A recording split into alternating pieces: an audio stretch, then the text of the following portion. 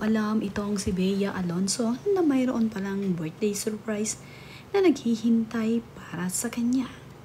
Gulat na gulat nga itong si Bea Alonzo nang kantahan siya ng happy birthday ng kanyang mga staff.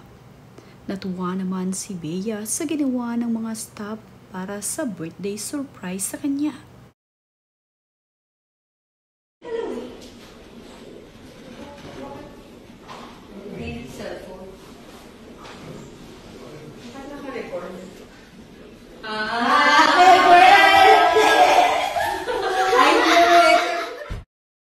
Hindi nga ine-expect ni Bea Alonzo na mayroong naghihintay na surprise para sa kanya pag-uwi niya ng bahay.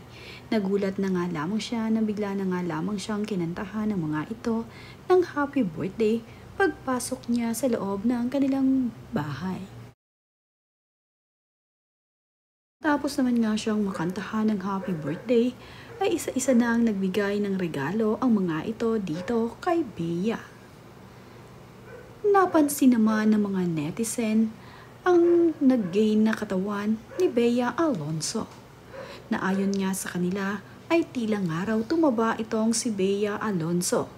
Kaya naman ang mga netizen ay hindi talaga nakaligtas itong si Bea at sinasabi na tila nga raw buntis ngayon itong si Bea Alonzo. Pero nag-gain nga lamang ng weight itong si Bea. Hindi naman nga buntis itong si Bea Alonzo dahil hindi pa naman nga siya ikinakasal at bukod nga ron ay malamang ay sasabihin naman ni Bea Alonzo kung siya ay buntis na sa kanyang boyfriend na si Vincent Ko.